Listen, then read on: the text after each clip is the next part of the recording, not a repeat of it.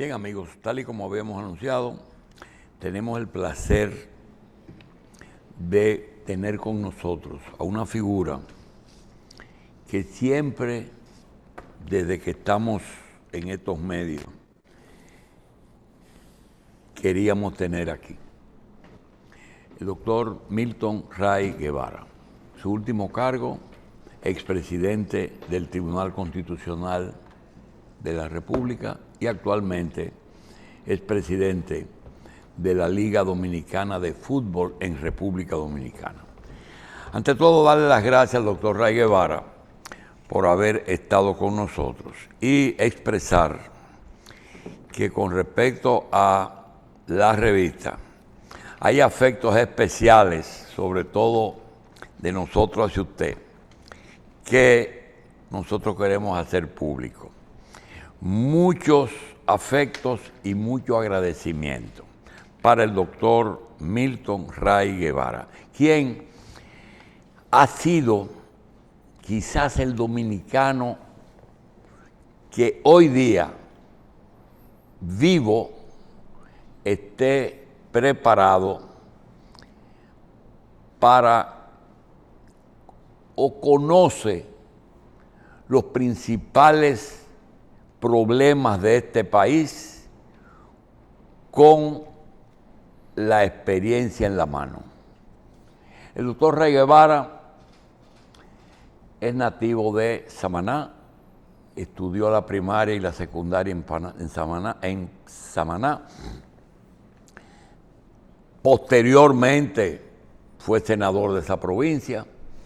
Estudió la carrera de Derecho en Santiago, en Pucamaima, y debido a que el Partido Revolucionario Dominicano estuvo mucho tiempo después del golpe de Estado a Bosch ocupándose de oposición, no se ocupó de preparar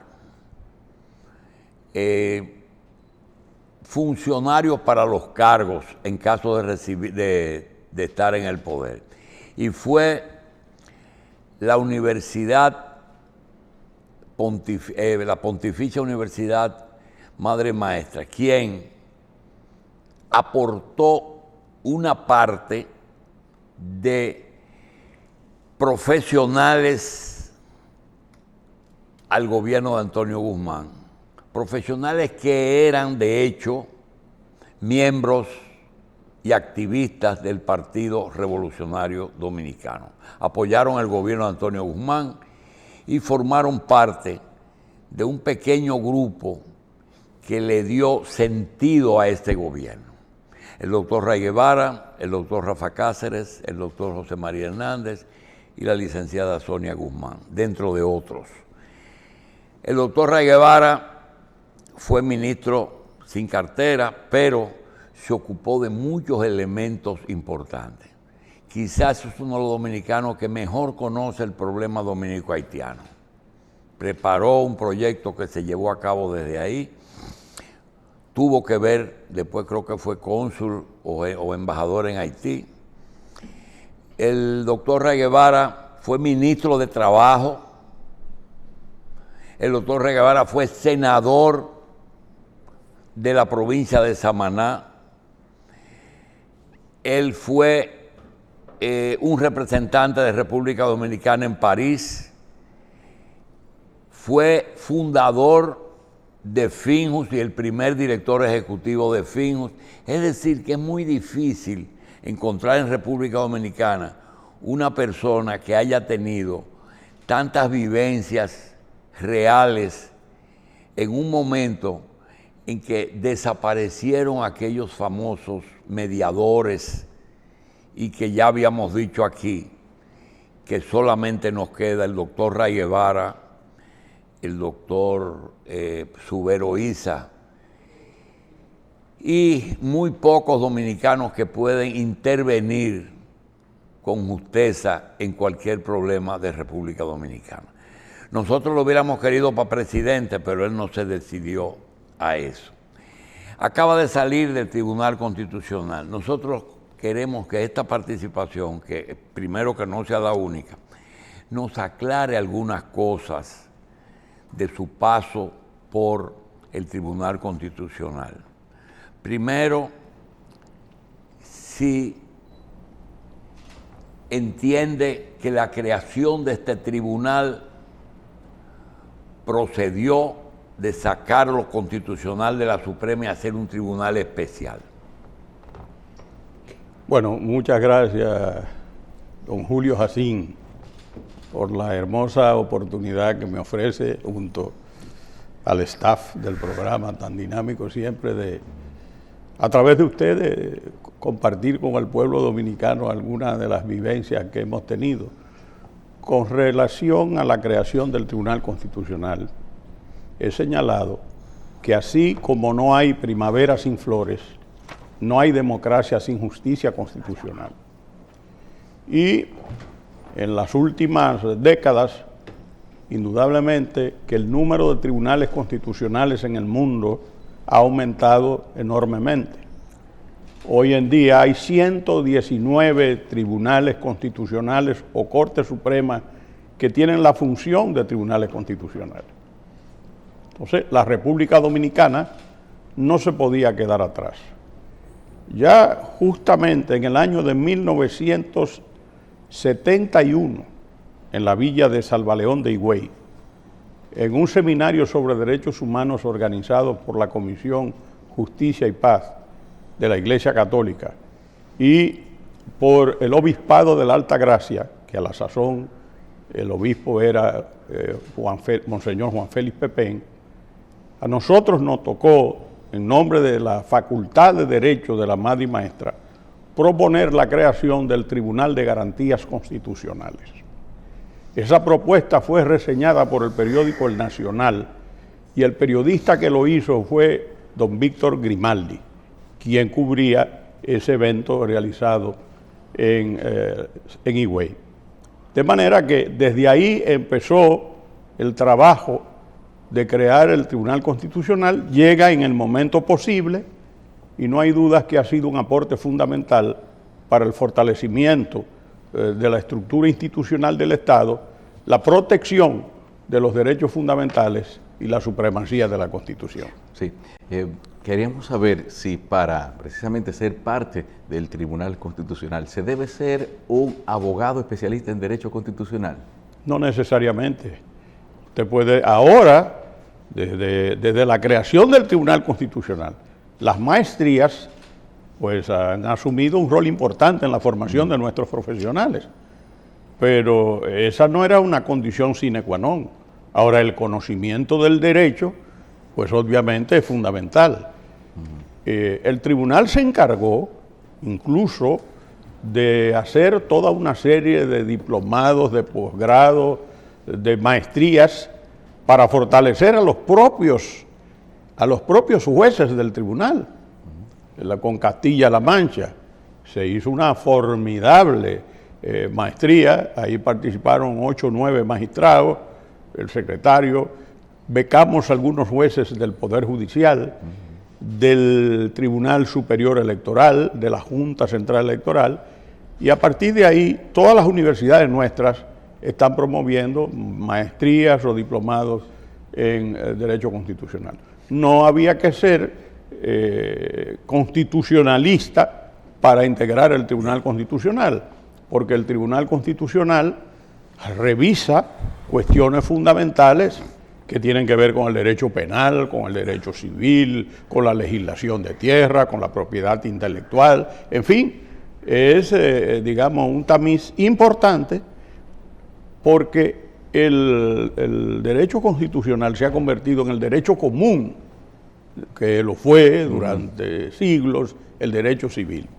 Bien, doctor, en el caso de cuando usted dice que ya existía en muchos países un tribunal constitucional, usted se asume que usted está de acuerdo con su creación en nuestro país y que estuvo de acuerdo con todo lo que ha ocurrido. Ahora, en el caso de cómo funciona el Tribunal Constitucional, muchos dominicanos, ¿qué es? ¿Es otra instancia a partir de la Suprema Corte de Justicia? ¿Todos los casos pueden ir al Tribunal Constitucional cuando terminan ya una sentencia definitiva en la Suprema Corte de Justicia. ¿Cuál es el objetivo real de esto? Porque hay muchas malinterpretaciones con relación a esto y mucha gente que te dice, pero ahora eso lo van a mandar seguro al Constitucional. Entonces, pero eso no debiera ser para aspectos constitucionales nada más. Hablen un poquito de esto, magistrado. Mira, ese es un tema sumamente interesante. Quizás yo no sea el llamado a hablar de lo que hace el Tribunal Constitucional. Yo estoy retirado del tribunal. ¿Cómo que no? Pero puedo decir lo siguiente. No es una última instancia. El tribunal tiene una misión establecida en la Constitución. ¿Cuál es? Garantizar la supremacía de la Constitución, la defensa del orden constitucional y la protección de los derechos fundamentales. En ese sentido, hay una serie de atribuciones que son propias del tribunal. Por ejemplo, el control constitucional por vía de acción directa. Una persona considera, siempre y cuando pues tenga la posibilidad de hacerlo, que se ha vulnerado una disposición normativa, una ley, un decreto, una resolución, un reglamento, en fin. Y entonces puede acudir al Tribunal Constitucional por una acción directa. La legitimación, por el hecho de ser ciudadano, ya la tiene. Y eso es importante para abrir el abanico de actuación del Tribunal Constitucional. Después el Tribunal Constitucional tiene lo que se llama el control preventivo de constitucionalidad, un tratado, una disposición normativa, una convención firmada por el Estado Dominicano, debe ir al Tribunal Constitucional antes de ser sometida al Congreso de la República. Y entonces, otra cosa, también existen los conflictos de competencia entre órganos del Estado. Eso es también una atribución del Tribunal Constitucional. Ahora bien, la ley le dio al Tribunal Constitucional prerrogativas específicas. Por ejemplo, puede conocer de la revisión de un recurso de amparo. Esa es una posibilidad. El amparo, el juez de amparo es el juez normal, el juez ordinario. Pero la revisión de amparo es del Tribunal Constitucional. También hay la revisión de decisiones jurisdiccionales que hayan adquirido el carácter de la cosa irrevocablemente juzgada, artículo 53. Entonces ahí puede ir el justiciable al Tribunal Constitucional, pero no hay ningún problema con eso se ha desarrollado normalmente sin ninguna dificultad. Doctor, desgraciadamente las altas cortes son señaladas por su presidente. Se dice la Suprema de Ruiz Tejada, la Suprema de Contín, la Suprema de Tubero, el Tribunal Constitucional de Ray Guevara. Pero usted se ocupó de que se entienda que es un tribunal colegiado y siempre resaltó la labor del Tribunal Constitucional en conjunto. Sin embargo, algo que criticábamos mucho, que era la política, vimos que independientemente de la política y del partidismo, cuando se eligió el Tribunal Constitucional o se eligió la Suprema, todas las tres Supremas, la de Subero, la de Mariano Germán y la de Henry Molina, independientemente de que sus incumbentes pudieron haber pertenecido en un momento a partidos políticos, se señalaron los mejores, hicieron su función y nunca tomaron en cuenta su antigua militancia. ¿Es así? Bueno, yo creo que en el ámbito de la Suprema Corte de Justicia eso ha sido así, por lo menos con el magistrado Subero, que es el que yo puedo hablar, ¿verdad? Sí. Ahora, en el ámbito del Tribunal Constitucional, efectivamente, ahí nunca la política intervino para decidir un asunto. Y siempre me ocupé de señalar que era un trabajo colectivo. La construcción del tribunal fue colectivo. si yo no hubiese tenido la composición, sobre todo del primer y el segundo pleno del tribunal, hubiese sido más difícil la tarea. Pero ellos estaban comprometidos, al igual que yo, en darle al país y darle a la República Dominicana una jurisdicción constitucional especializada, que fuese un orgullo no solamente de los dominicanos, sino un orgullo en el mundo, como el crédito y el prestigio que ha tenido el Tribunal Constitucional de la República Dominicana. A veces vemos que los tribunales son proclives a complacer gobiernos. Y hemos visto que en algunos casos, pues algunos tribunales lo han hecho, pero hay un caso del Tribunal Constitucional que usted presidió y lo dijo al irse y lo dijo varias veces, el que existían fallos que los gobiernos no habían acatado. ¿Cuál es el método que se utiliza para que se dé cumplimiento a que cuando un tribunal constitucional emite un fallo, por ejemplo, de una devolución de bienes a un imputado mediante una sentencia, y el Estado o el gobierno no lo asume, ¿cuál es el método para hacer que se cumpla? Porque lo más que ustedes hicieron fue una invitación. Bueno, no, algo más. Pero lo primero que yo siempre señalé es que el incumplimiento o las dificultades de ejecución de las decisiones de un tribunal constitucional no son exclusivas de la República Dominicana. En la República Dominicana probablemente es el porcentaje que tiene el porcentaje menor de dificultades de ejecución. Ese tema nosotros lo tratamos en Corea del Sur, en la Conferencia Mundial de Tribunales Constitucionales, lo tratamos en Panamá, lo tratamos en Punta Cana, lo tratamos en Lituania, en reuniones de la Conferencia Mundial de Tribunales Constitucionales. Aquí es menos del 1%. Ahora, ¿qué hizo el tribunal? Un proceso, digamos, de educación para las autoridades, porque las autoridades son muy propensas a querer aplicar sus decisiones, pero no respetan la aplicación de las decisiones que lo obligan. ¿Y en esos países tomaron una decisión sobre el particular? Hay dificultades en esos países, muchas dificultades, pero hay mecanismos. Por ejemplo, en el caso de la República Dominicana, porque en muchos de esos países hay la figura del desacato. Bueno, en el caso de la República Dominicana, además de existir el desacato, que no es de la propia esencia de la jurisdicción constitucional, nosotros creamos un mecanismo, lo fuimos, digamos, aceitando, un mecanismo de una especie de conciliación y después una resolución que, pues naturalmente las partes asistían y se trataba de llegar a una decisión. El juez comisionado para tales fines después rendía un informe al Pleno. O sea que nosotros publicamos un listado, se lo mandamos a los poderes públicos. Pero no ese lo acataron, doctor. Muchas se cumplieron y otras no se han cumplido. Pero usted dio a conocer casi 40. No, eran más de 90. ¿90? Sí, pero de distintas áreas.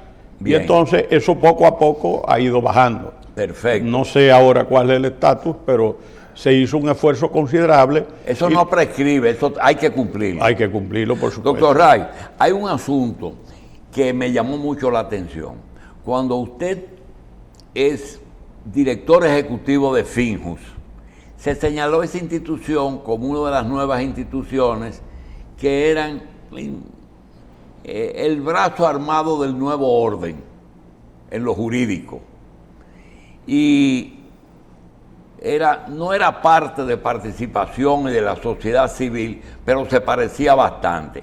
Sin embargo, vimos mucho valor en una sentencia que ustedes emitieron y que a ese sector quizás no le cayó bien, pero ustedes hicieron lo que entendían que tenían que hacer.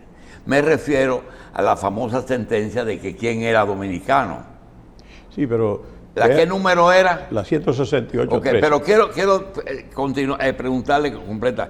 Esa es una sentencia de la Suprema que fue al Tribunal Constitucional Y ustedes no fue que la fallaron, sino que la ratificaron. No, espérate, vamos por partes. Sí. Vamos a empezar por la FINJUS.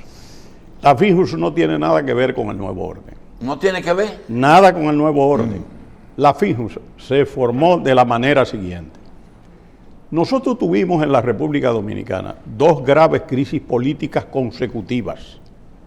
Esas 2 grandes crisis políticas consecutivas fueron en 1986 Ajá. y en 1990.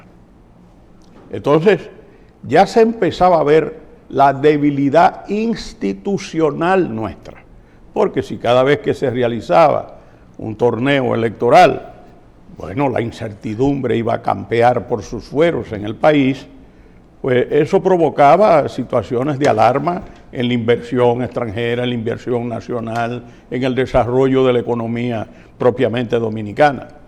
Y entonces un grupo de abogados... Sí, pero espérate. déjame, doctor, espérate. es que en el 96 lo sabemos, pero en el 86, ¿cuál fue Pero, la crisis? pero hubo un tema entre Magluta, el resultado de las elecciones. Con acuérdate. los empresarios. No, con los Eran- empresarios no. Las elecciones fueron, digamos, la decisión se adoptó por unos 30 y pico de Sí, mil votos. por 20,000 votos. Bueno, entonces había una dificultad, habían nombrado una comisión de diálogo. Ya. Yo no estaba Siga, en el doctor. país, pero lo que quiero decir es que había ese problema. En el 90 viene también eso. Entonces, un grupo de abogados notables, Luis Heredia Bonetti, Wellington Ramos Mesina, Manuel Berger Chupani, bueno, Andrés Marrancini, un grupo importante de abogados, pues lanzan la idea de que hay que hacer un movimiento de mejoramiento de la justicia. Y entonces, ¿qué pasa? El sector privado, y el visionario de eso fue Alejandro Grullón. Alejandro Grullón dijo, bueno, pero la verdad es que este país, que es un país que tiene un potencial económico extraordinario, no puede estar con estos sobresaltos normales. Hay que trabajar por el fortalecimiento de la administración de justicia y también por el fortalecimiento de la institucionalidad. Y me llama a mí y me dice, porque teníamos relaciones extraordinariamente cercanas, me dijo, compadre, ¿usted no cree que nosotros debemos reunir a estos abogados y algunos empresarios que estén dispuestos y crear una fundación? Y eso hicimos. La fundación se iba a llamar Justicia y Desarrollo.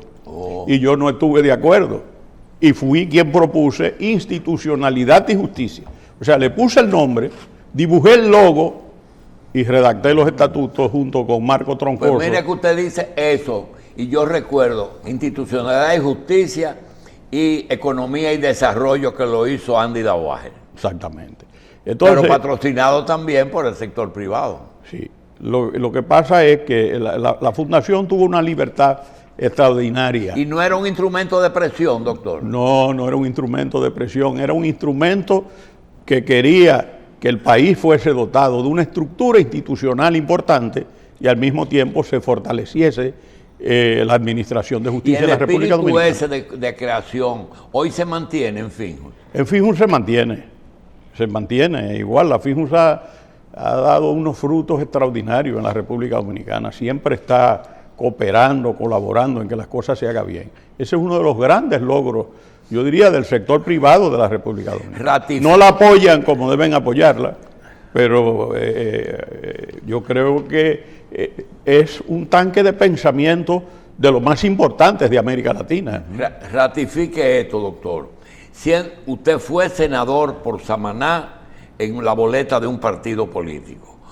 El doctor Mariano Germán fue abogado muy allegado al presidente Fernández, y el doctor Subero Isa fue cercano a Joaquín Balaguer. Pregunta, ¿cómo se logró que toda esa, quizás relaciones, no digo militancia, esas relaciones, cuando se convirtieron en jueces, se quitaron esa bandera política? Bueno, eso es un asunto de responsabilidad personal, de ética de vida, de principios, de una educación que desde el hogar ha sido buena.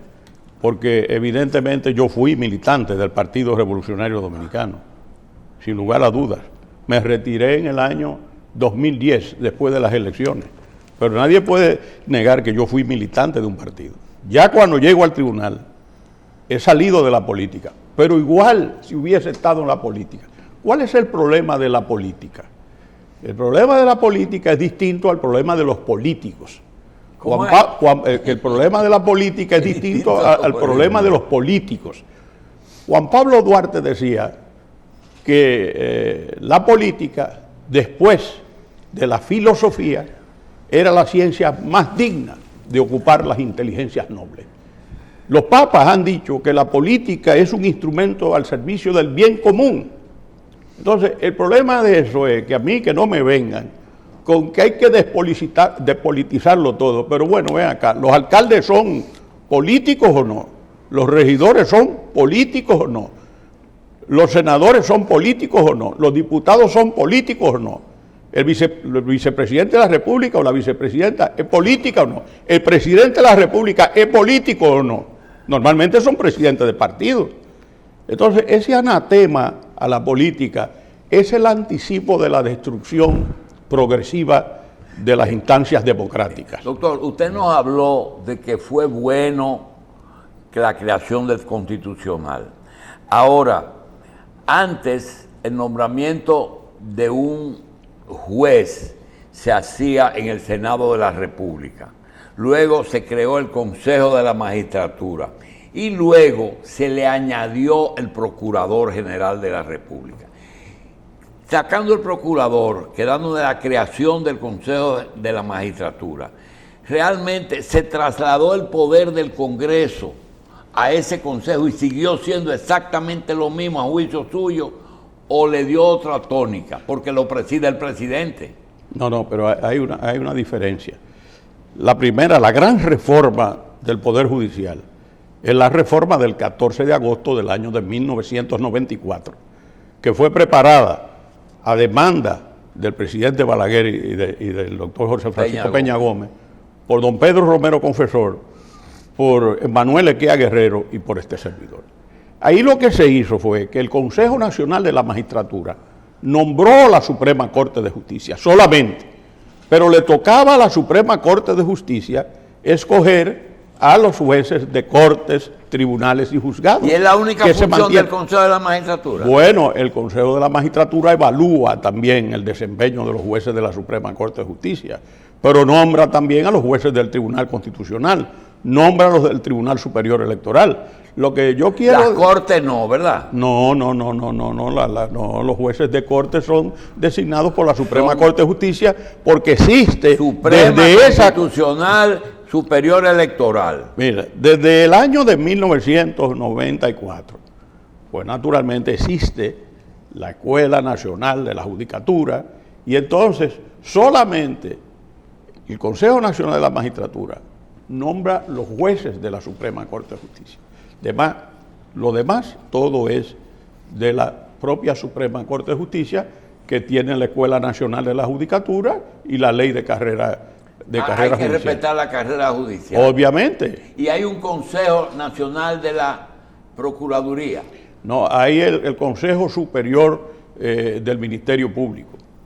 Eso, quiere decir que el presidente no nombra a todos los fiscales. Imposible, solamente nombra al Procurador General de la República y a 7 Procuradores Generales de la República. 7 más. Sí, todos los demás son de carrera. Pero claro, pero clarísimo. O sea, aquí el presidente de la República ni nadie puede nombrar un Procurador General de la Corte. Los jueces no son de carrera, entonces. Pero los jueces son todos de carrera. Menos los de arriba. No, el 25%. Solamente el 25%, porque el principio de eso es que en una instancia como la Suprema Corte de Justicia, la experiencia lograda en el campo profesional por los abogados enriquece la administración de justicia, porque la Suprema Corte de Justicia no puede ser una torre de marfil en la cual un grupo de jueces viva alejado de la realidad de la vida profesional y de la vida social de un país. Doctor, mire, hay una pregunta que yo le quiero hacer y yo no quiero que usted me la conteste, pero no me sentiría bien de tener aquí al doctor Milton Ray Guevara y no preguntarlo porque me lo van a reclamar. Puedes hacer la pregunta que quieras. No, primero... Y si yo puedo, la contesto. No, si pero yo le pido que no la... Mire, doctor, lo que me pasa. En los años, alrededor de los años 67, 68, yo tuve la oportunidad de visitar un juzgado de paz que estaba en la José Gabriel García, es el de la primera instancia. Ahí había un juez, una persona que como persona y como juez era excelente persona y excelente juez, honesto, hasta buen humor tenía. Se llamaba el doctor Napoleón Esteves. El doctor Esteves lo dejé de ver y no fue hasta ahora que volví a escuchar ese nombre, Napoleón Esteves. Napoleón Esteves lo escuché en la primera reunión del Consejo de la Magistratura que presidió el presidente Abinader.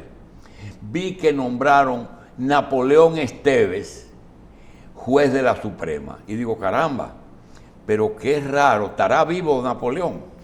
Pues vi que era un hijo de él que es abogado. Estuvo ahí alrededor de 2 años y medio, 3 años, y veo que hoy es el sustituto del doctor Ray Guevara como presidente del Tribunal Constitucional.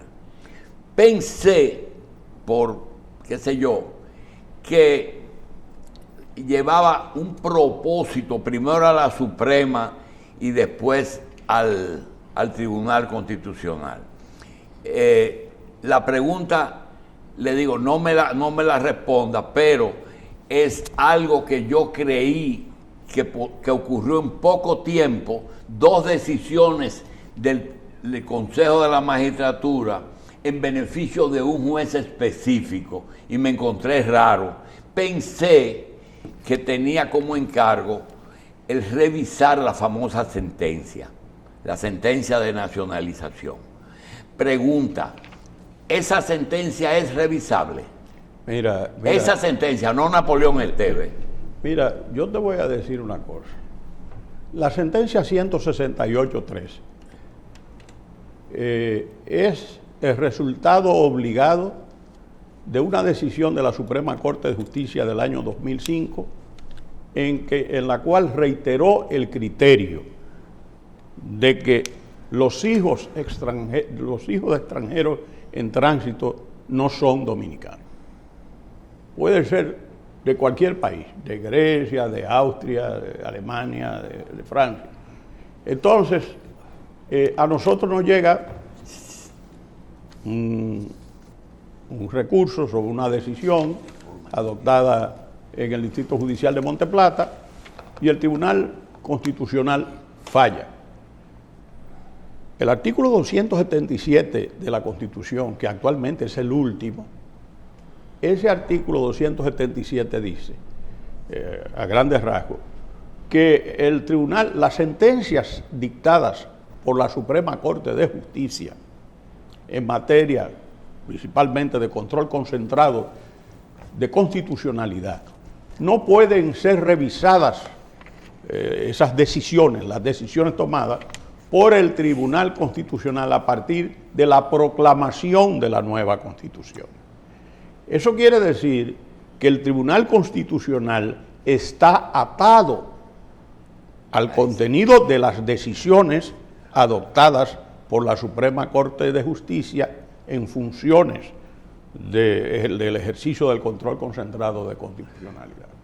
En consecuencia, el Tribunal Constitucional tenía que ajustarse a la decisión del año 2005, donde la Suprema reiteraba lo que había sido la voluntad de la Corte de Casación de la República Dominicana desde el año de 1929, porque en la Constitución de 1929 se establece que el jus soli, no es exclusivo y absoluto, sino que los nacidos en el territorio nacional son dominicanos, salvo los hijos de diplomáticos acreditados en la República Dominicana y de extranjeros en tránsito.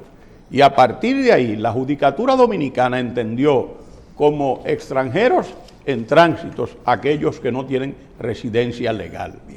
Lo que agregó el Tribunal Constitucional en la 168.13 fue que había que cumplir el mandato de la Ley de Migración Dominicana, que fue promulgada el 15 de agosto del año 2004, a la salida del gobierno constitucional del 2000 al 2004. Ahora, y que la ley mandaba un plan de regularización. Entonces el tribunal dijo, tienen que hacer el plan de regularización. Lo que no se contaba era con que ese plan de regularización iba a ser un fiasco, porque sin documentación de la persona que se va a regularizar, tú no puedes regularizarlo, porque tú no sabes de quién se trata. Y esa responsabilidad de documentar a un extranjero que esté en tránsito sin residencia legal en la República Dominicana le corresponde al Estado al cual pertenece y tiene la nacionalidad primaria esa persona. Bien. Esa es la diferencia. Bien. Doctor Ray, nosotros hace 3 días hicimos una anécdota que la hicimos recordando la forma en que usted ejerció la magistratura en la Suprema. Es decir, que diferenció bien al juez del abogado, del político, del amigo.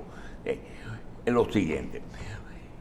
Después de durante el gobierno de García Godoy, se llevaron a cabo unas elecciones que ganó Balaguer. Balaguer, antes de tomar posesión, preparaba su gabinete, pero en ese momento tenía cierta incidencia en la Suprema Corte de Justicia. Yo tuve el privilegio de estar presente, estaba yo conversando con el que fuera después presidente de la Suprema, a nivel familiar, porque fue el abuelo de Michelle. Entonces, conversando con él, llegó un señor a la casa, el señor Polibio Díaz. Dice, lo busca el señor Polibio Díaz. ¿Qué pasa? Oh, Polibio, amigos. Yo me quiero retirar y me dice el licenciado, no te vayas. Me dice que no me vaya y me quedo. Le dice, Ruiz, me envía el doctor Balaguer con esta lista de abogados para que tú selecciones, primero, si tú aceptas la presidencia de la Suprema, y segundo, que señales los que te gustarían que sean compañeros de la Suprema. En ese momento eran 7, creo. Y le pusieron hasta el secretario general, creo que era Curiel, un señor apellido Curiel, en la lista. Entonces el licenciado dijo, déjame esto y yo te contesto. Dice, sí, pero te quería decir otra cosa. Te quería decir que el doctor Balaguer tiene interés en algunos casos para que se resuelvan favorablemente al gobierno. Le dice, óyeme Polibio, tú y yo somos amigos hace mucho y quiero decirte que yo conozco a Joaquín Balaguer y espero que tú sepas que una cosa es tu amigo Ruiz Tejada y otra cosa es el juez Ruiz Tejada. Yo estoy seguro que Balaguer no mandó ese mandado, pero si fuiste tú que lo añadiste, recuérdate, se va a hacer lo que hay que hacer. El que tiene razón tendrá razón.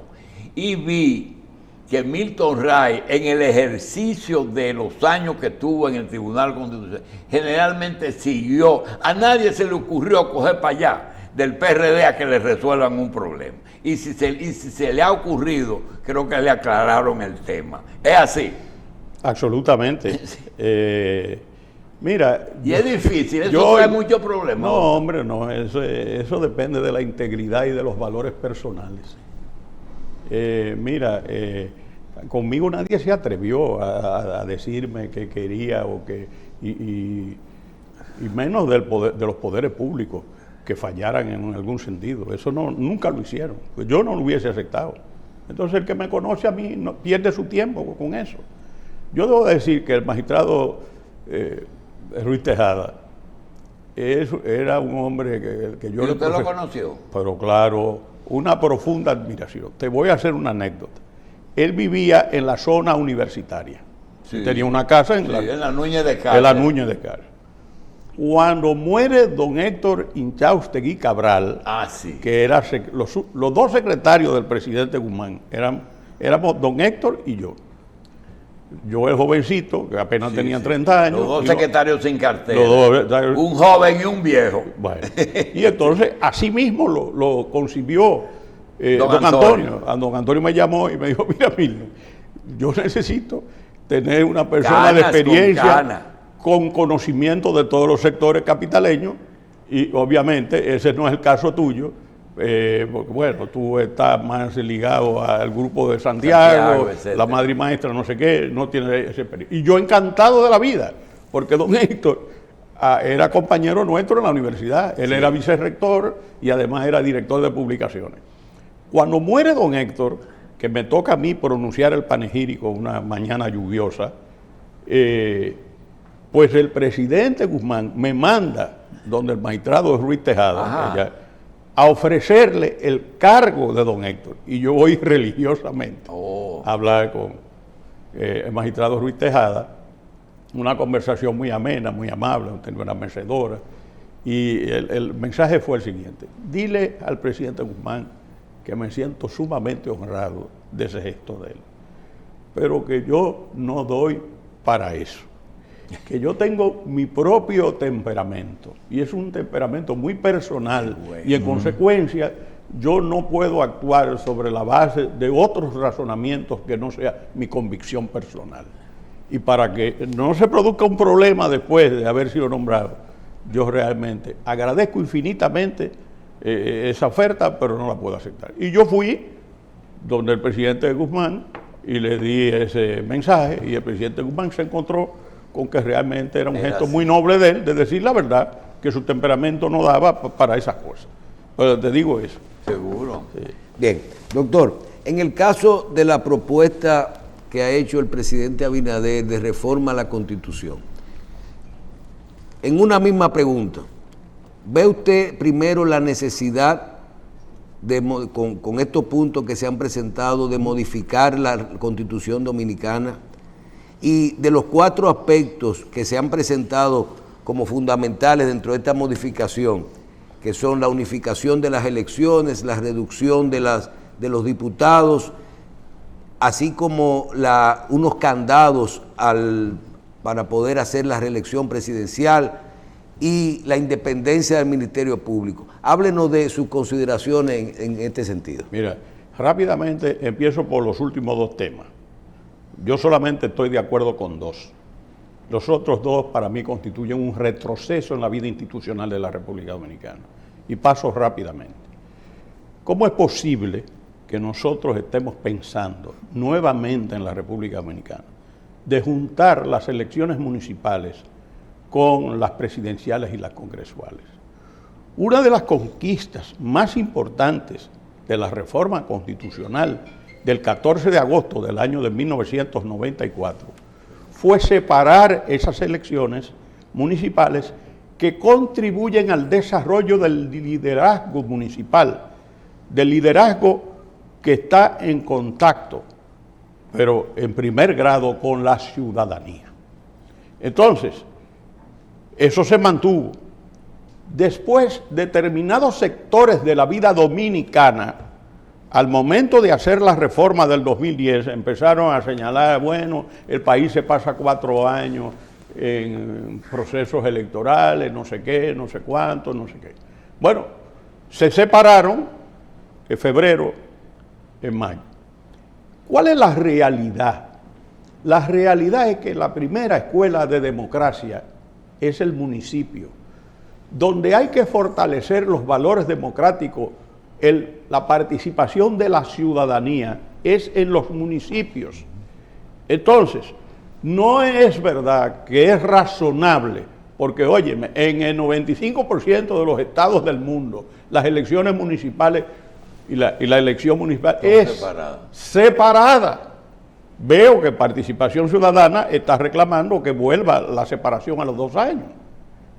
Pero, óyeme, eso castra. A que no sean tan cerca, pero que sea 2 años. Sí, como era, como se decidió en el 94. 98 era así. Claro, entonces yo lo que te quiero decir es que lo más importante para el desarrollo, una de las cosas más importantes para el desarrollo de las municipalidades es que tenga su propia esencia y sus propias características. Entonces, bueno, en ese momento salieron líderes, alcaldes, síndicos, en ese momento, porque fueron dando notaciones de que podían hacer un trabajo responsable, bien orientado, en favor de su municipalidad. Pero algo más, José Francisco Peña Gómez pudo haber sido senador o diputado por el Distrito Nacional.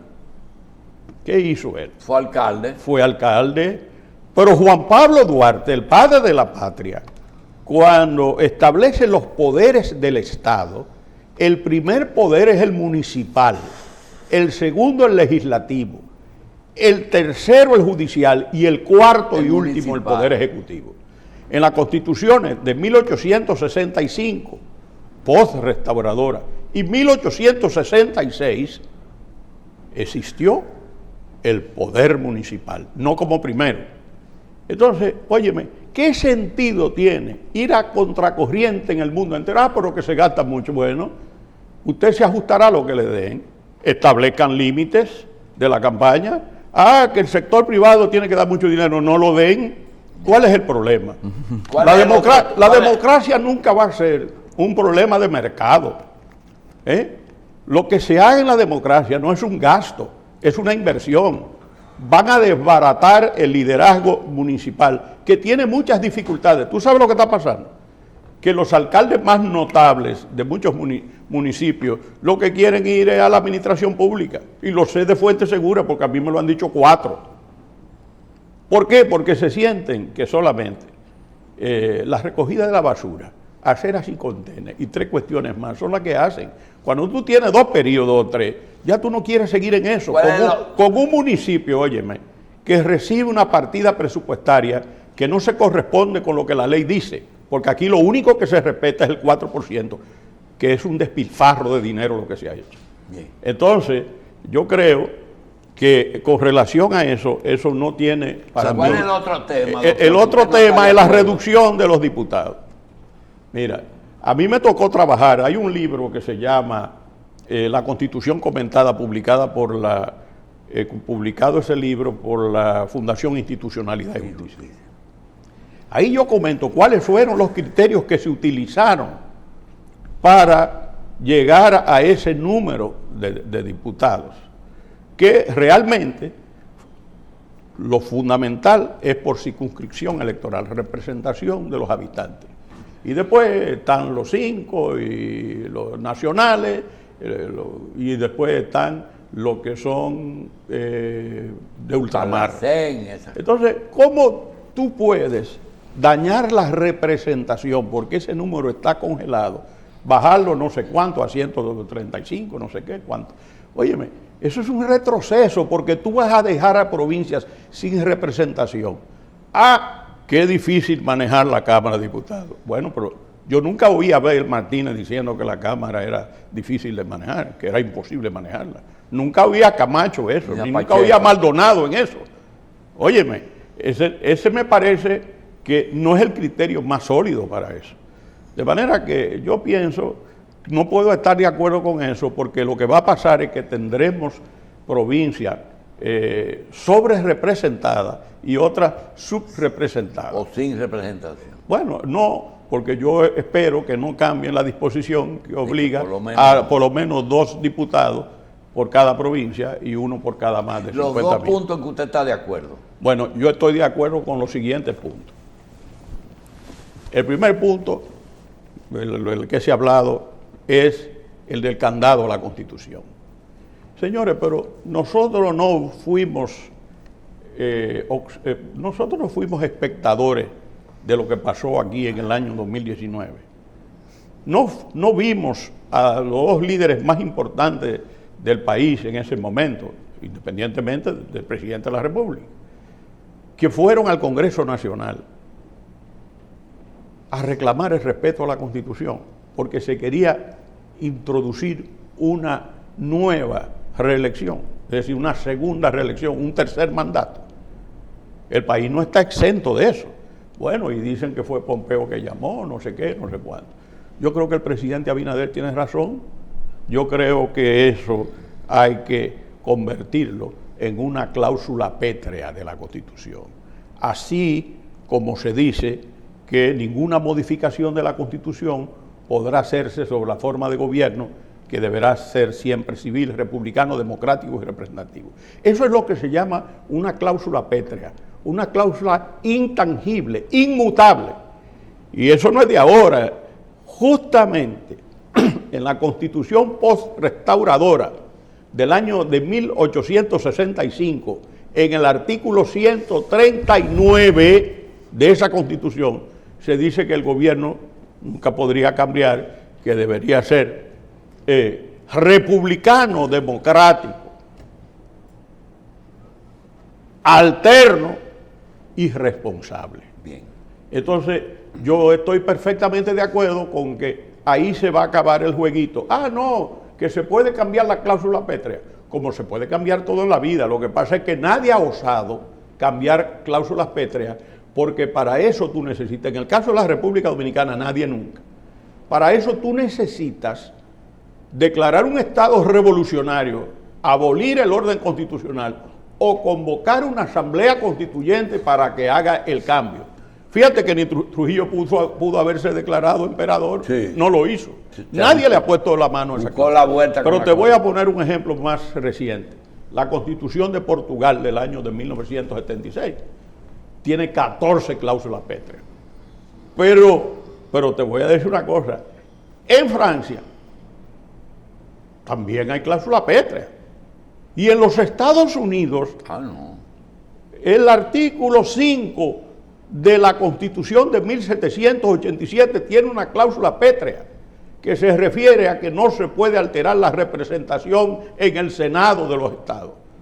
Porque ustedes saben muy bien que cada estado norteamericano tiene 2 senadores, sea grande o sea el más pequeño. Que ¿por qué Pedernales tiene un senador? Porque es un territorio que tiene ciudadanos y con no derechos civiles y no puede Pedernales dejar de tener ¿Cuál un es senador? el otro punto que usted está de acuerdo? El Ministerio Público. Y te voy a decir en qué aspecto. Mira, la Constitución del 2010, uno de los avances más grandes que tiene se refiere al Ministerio Público. Ahí está claro. La prueba es que existe la carrera del Ministerio Público. Aquí ningún presidente de la República, después de esa Constitución, puede nombrar un procurador general de corte. O puede nombrar un procurador fiscal o un fiscalizador. Eso lo hace el Consejo Superior del Ministerio Público. ¿Entonces independientes? ¿Esos son independientes? Pero evidentemente, el que no es independiente es el Procurador General de la República. Esos 7 que él nombra. Los 6, son 14, pues son 7 y el Procurador General de la República. Ahora, yo estoy de acuerdo con que sea inamovible, pero no por 2 años, por 4 años. Eso de ponerle 2 años, eso de decir, óyeme, si tú te portas bien esos 2 años, tú vas a seguir. Tú vas a seguir. Si tú te portas mal, eso es vergonzoso. Eso no puede ser. Tú tienes que escoger. O sea, tú le ibas a decir, por ejemplo, un presidente de la República llama a Miriam Germán y la nombra. Y le va a decir, yo te voy a nombrar por 2 años y si tú te portas bien, yo te voy a nombrar 2 años más. Entonces, yo creo que lo que pasa es que en esto hay muchos intereses. Muchos intereses que se mueven, aparentemente son sanos, pero no son sanos. Ahí hay mucho ejercicio profesional, muchos negocios, muchas cosas Y no raras. debe tener el Poder Ejecutivo un brazo dentro de la justicia, que es la Procuraduría. Óyeme, de 145 estados que uno analiza, hay 130 donde la responsabilidad de escoger al Procurador General de la República, al Fiscal General, la tiene el Poder Ejecutivo. En países donde hay sultanes, donde hay reyes, todo eso. En los Estados Unidos, ¿quién lo designa? El presidente de los Estados Unidos. ¿A quién nombró John F. Kennedy como procurador? A su hermano. A su hermano. Oye, y nadie dijo nada porque era un gallo que tenía... Sí dijeron, Bueno, dijeron, ¿y tres. por qué pone tu hermano? Dice, porque es el único que me puede meter preso. Y dijo, así se dijo, doctor, esto está escrito. No tanto así, Sí. pero lo que te voy a decir era que tenía las condiciones, era extraordinario jurista. Entonces, yo estoy de acuerdo con la inamovilidad. Aquí no es verdad que no existe independencia del Ministerio Público. Lo que no existe es independencia del Procurador General de la República y los adjuntos. Porque yo quiero que me diga quién puede nombrar al fiscal de Samaná. Pero ¿Quién lo puede nombrar? El Consejo ahora Superior sin del estar en Ministerio la Público. Constitución, de hecho, tuvo independencia esta administración. Pero lo que te quiero decir es que yo estoy de acuerdo con que se fortalezca. Incluso el proyecto que envía el señor presidente a la Cámara dice para fortalecer la independencia. Eso choca con la idea de que no hay independencia. Fortalecer, ¿por qué? Porque en realidad donde está la dificultad, y eso para mí viene de la administración pasada, no la del 2024.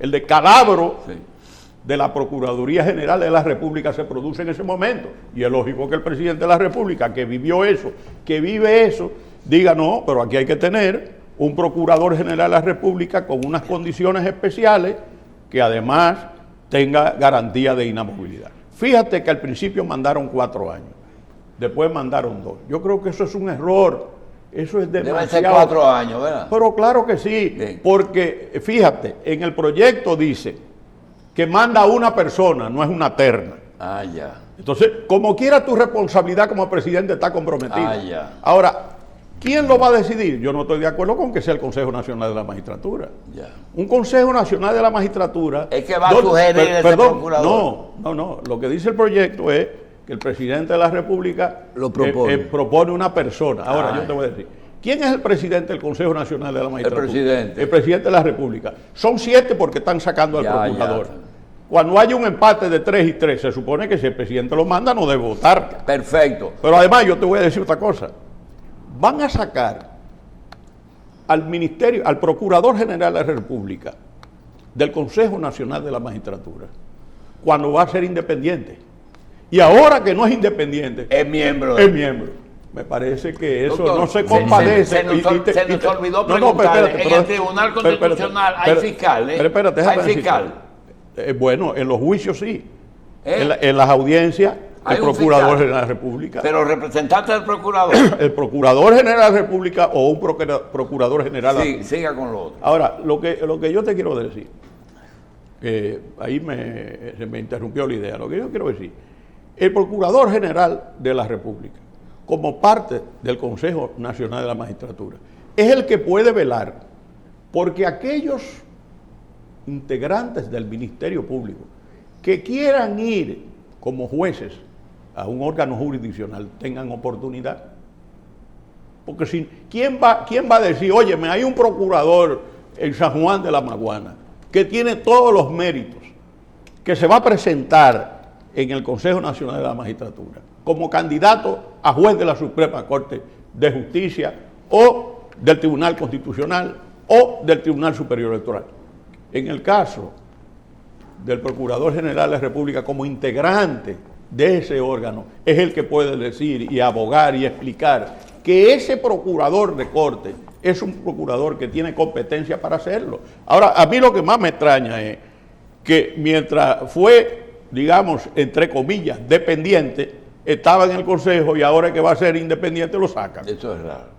¿Podía incluirse algún otro elemento en esa reforma, a juicio suyo? No, yo no, mira, yo realmente no opino de esas cosas porque a mí me gusta ver lo que se presenta, tú sabes, el constitucionalista tiene cuestiones que pueden ser su desideratum, como dicen los administrativistas, como decía el profesor Manuel Amiama, pero en el fondo yo creo que no, yo lo único que he aspirado es a que cumplan esta Constitución.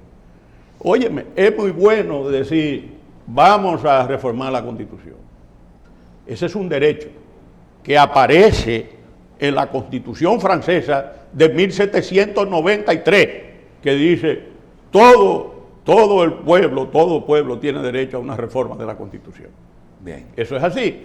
Ahora bien, ¿qué ha pasado con las leyes que la Constitución establecía para robustecer el campo de acción y de ejercicio de la Constitución? Faltan 100 pendientes. Faltan 100. Dale que sean 50. Ahora, lo más grande que yo me encuentro es lo siguiente. Yo realmente, que empiezo mi clase en la Universidad Madre Maestra en 2 o 3 días, ¿cómo le explica uno a los estudiantes, que son muy inquietos, que aquí la Constitución en su artículo 63, numeral 13, dice, con la finalidad de crear ciudadanos conscientes de sus derechos y de sus obligaciones, se hace obligatoria la enseñanza de la Constitución en los planteles públicos y privados, ¿verdad? Entonces, el Tribunal Constitucional firma 3 acuerdos con 3 ministros. La ministra Josefina Pimentel, el ministro Navarro, el ministro Fulcar, bueno, en fin, para la enseñanza de la Constitución en las escuelas. ¿Qué pasa ahora? Que el actual ministerio, el actual ministro de Educación dice que va a apelar una sentencia del Tribunal Superior Administrativo que lo manda y dice, es que no conocen el pensum de educación, porque nosotros damos transversalmente enseñanza de la Constitución. De por Dios, óyeme, la Constitución no es la enseña. Biblia institucional de este país. Yo le voy a hacer un survey rápido. ¿Ustedes han leído la Constitución completa? Ustedes 3.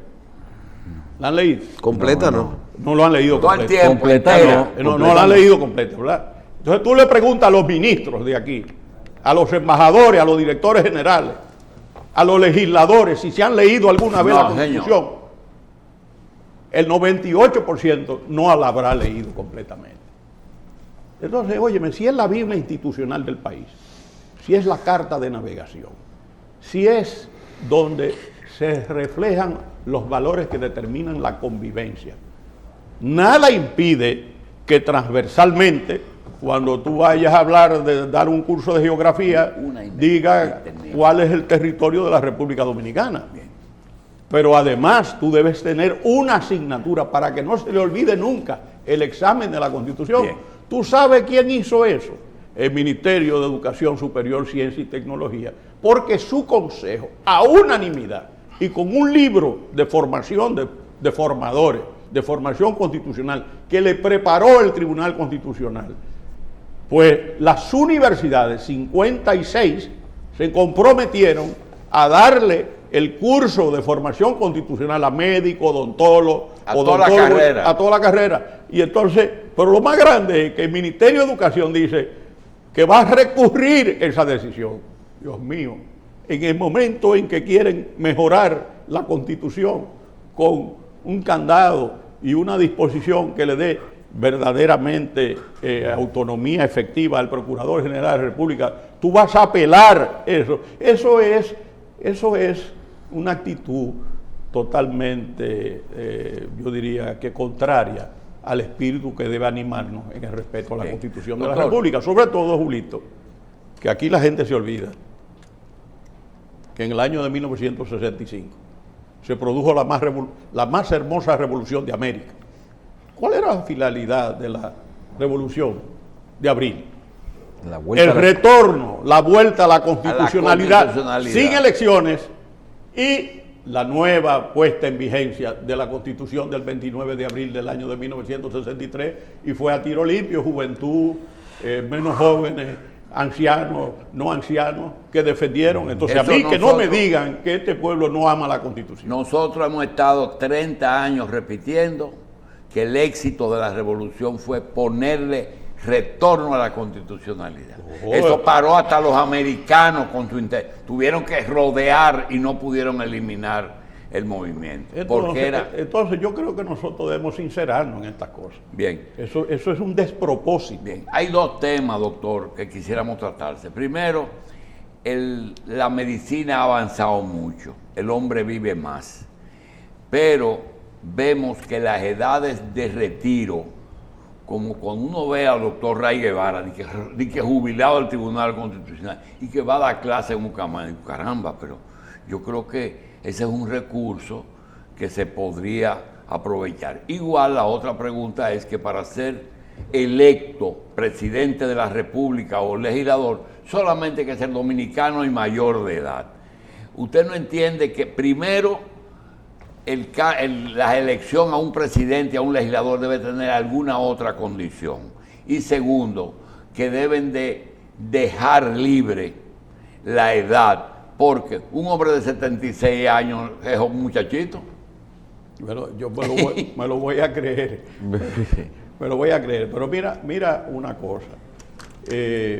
Yo estoy en la docencia universitaria desde el año de 1970, que fui profesor de administrativo en la Madre Maestra, y en el 71 empecé como profesor de constitucional. O sea, yo siempre, de lo que más satisfecho me he sentido en la vida ha sido de compartir saberes con los jóvenes en las universidades. Eso para mí tiene un valor extraordinario. O sea que yo creo que eso puede ser joven o puede ser de edad adulta, lo que sea. Yo creo que eso es fundamental y eso no tiene nada que ver con la edad. Ahora, la otra parte de las condiciones, no solamente esas son condiciones, también para ser presidente de la República hay un requisito de edad, no haber estado en un cargo militar durante un tiempo, porque tú sabes que en una época los militares participaban mucho. Hay condiciones en ese sentido. Yo creo que eso está bien. También hay que establecer ciertos límites en la cosa. Y a mí me parece que... ¿Y la experiencia, doctor? Bueno, pero la experiencia, una persona de 50, de 60 años tiene experiencia también. No hay que buscar uno de 76. ¿Y la que usted tiene se pierde? No, la que yo tengo no se pierde, porque yo me dedico a otras cosas que son igualmente placenteras. Y para mí, por ejemplo, escribir mis memorias con todo lo que yo he vivido. Tú no sabías esa anécdota. Y si uno se le ocurre hacer una superestructura aquí en este país, con 4 o 5 hombres que no tengan función pública, sino opinión pública para trazar ruta, ¿usted la compartiría? Pero claro que sí. Eso lo sí que estamos haciendo ahora. Pero mira, eso lo haría yo. Lo que estamos haciendo ahora. Todo lo que sea honorífico, tú sabes, esas cosas, de cooperar con el país. Óyeme, nosotros fuimos uno de los 3 redactores del Código de Trabajo, que ahora están haciendo unas reformas interesantes, pero nadie nos pagó por eso. Nosotros hicimos la reforma, fuimos partícipes de la reforma del 1994, del 14 de agosto. Aquea y Romero Confesor y yo. A nosotros nadie nos pagó por eso. Nosotros fuimos corredactores de la reforma del año 2010. A nosotros nadie nos pagó por eso. Entonces, bueno, siempre que se trata de cooperar con el país, yo estoy dispuesto. Lo que pasa es que a veces yo me meto en demasiadas cosas. ¿Y el doctor Prats, ustedes no le ofrecieron ser miembro del tribunal? ¿A quién? A Prats, al que trabajó con usted en el 2010. Óyeme, Eduardo Jorge. Es uno de los más grandes juristas procesalistas constitucionalistas de Iberoamérica. Y yo he hablado muchas veces de eso con Eduardo, pero Eduardo me ha dicho, bueno, yo tengo compromisos profesionales, tengo compromisos profesionales, yo cuando tenga 60 años probablemente me presentaré. Yo creo que tienes razón, él es muy activo en eso. Eso depende de... Yo nunca pensé que iba a ser juez de nada en mi vida. Bueno, pero el Señor me premió con eso. Doctor, uno de los pocos trabajos que no se le ha reconocido fue un trabajo que usted hizo fue secretario sin cartera del gobierno del presidente Guzmán. ¿Qué fue lo que hizo y en qué consistía algo que se hizo con el trabajo laboral de los haitianos aquí? Que ustedes ordenaron algo, ¿qué fue? Bueno, en el año de 1967, más o menos, un año más, un año menos, el presidente Balaguer había hecho un acuerdo secreto, es decir, estaba firmado, pero no fue dado a conocer a la opinión pública, para el reclutamiento de obreros agrícolas haitianos temporeros dedicados a la industria de la caña. Cuando nosotros llegamos al gobierno en el año de 1978, llegamos en agosto, ya en diciembre hay zafra. Y entonces, esos obreros, en los últimos años de Balaguer, esos obreros agrícolas, eran reclutados por militares generales que mandaban buscones a Croix de Bouquet y traían a esa gente sin ningún... Y el presidente Balaguer ya estaba en una etapa en que él no le podía dar seguimiento a esa cosa. Cuando el presidente Guzmán llega al gobierno, se encuentra de pronto con que hay ese tema, porque esos obreros agrícolas retornaban en el 99% de los casos, el 98% de los casos, retornaban a Haití. No olvidemos que en Haití había una dictadura y eso también influía. Entonces, el presidente Guzmán decide nombrar una comisión para que, en un diálogo con el gobierno haitiano, establezca las condiciones en que esos obreros puedan ingresar, obreros agrícolas, reitero, a la República Dominicana y retornar a su país. Para mi sorpresa, el presidente Guzmán, cuando emite, porque no me consultaba, pero tampoco a lo mejor era necesario que me consultara, la confianza que había entre los dos. Entonces, el presidente Guzmán dicta un decreto que me nombra por encima del ministro de las Fuerzas Armadas, del canciller de la República, del director del CEA, que era Gaetán Boucher, un gran personaje de la industria azucarera, me nombra presidente de la comisión. Y entonces nosotros viajamos a Haití para lograr, sobre la base del acuerdo secreto que tenía Balaguer, digo secreto porque no lo habían publicado nunca. Hacerlo público. No, firmarlo, mejorarlo, se mejoraron enormemente las condiciones de esos obreros agrícolas haitianos y hacerlo público. Y nosotros lo hicimos público. El periódico Última Hora creo que fue el primero que lo publicó. ¿Eso no se ha revocado, doctor? Bueno, pero ya no está en vigencia porque... No está vigente, pero nunca se revocó. Bueno, expiró, porque eso era por un cierto número de años. Lo que quiero decir que en esos momentos ellos venían, debo decir que las relaciones entre los dos gobiernos, sí, señor, fueron muy buenas. Muy buenas en esa época. A mí me tocó ser el traductor de la conversación entre Jean-Claude Duvalier y el presidente Guzmán allá en Pedernales, Anzapitre. En un furgón conversaron de todos los temas. Había un intercambio bastante fluido de cuestiones, eran unas relaciones que yo creo que eran muy diáfanas y esa fue una experiencia notable. Ahí se inauguró un dique derivador de las aguas, fíjate tú, en lugar de que se armara un jaleo, lo que se hizo fue que llegó un acuerdo con el dique derivador. Y yo recuerdo que yo fui en carro, el presidente Guzmán me invitó a que fuera en helicóptero y como yo esas cosas no me gustan, me fui de aquí de madrugada a esperarlo allá cuando llegamos. Bien. De manera que en esa época eso se hizo organizadamente. Bien. Por supuesto, yo salí del país en el año 81, retorné brevemente en el año 82 e inmediatamente me fui a Francia 4 años. Doctor, ese capítulo en que usted participó en el tema de los braceros, también tenemos otros temas como son el paso por el Ministerio de Trabajo, fue también senador de su provincia, es decir, que prometa que aunque no sea aquí, pues haga 20 o 30 programas de este tipo, ¿verdad? No, usted tiene mucho que aportar. No, pero gracias, mira, doctor. Yo eso lo voy a relatar. Sí, en un libro. Eso, claro, en mi memoria. Bien. Ya tienen los capítulos, pero hay que ponerle el contenido. Además, hay una gran facilidad porque el Ministerio de Trabajo fue en el 2000 y la senaduría fue en el 98. Hay mucha información. Usted dejó la senaduría para el ministerio. Ciertamente. Qué raro. Doctor, gracias Bueno, por gracias estar aquí. Doctor Milton Ray Guevara, presidente de la Liga de Fútbol. Con mucha satisfacción. Mira, el fútbol es el deporte del futuro en la Sí, República no Dominicana. sé, es mundial. Eso es lo que llena, es el fútbol es una religión. Y yo compartir con la juventud en la cátedra y en el fútbol, yo creo que con eso... Hasta Vitelio lo queríamos a usted en la Liga de Béisbol. Gracias, doctor. Bueno, pero tú sabes que yo soy un hombre de béisbol, del deporte en sentido general.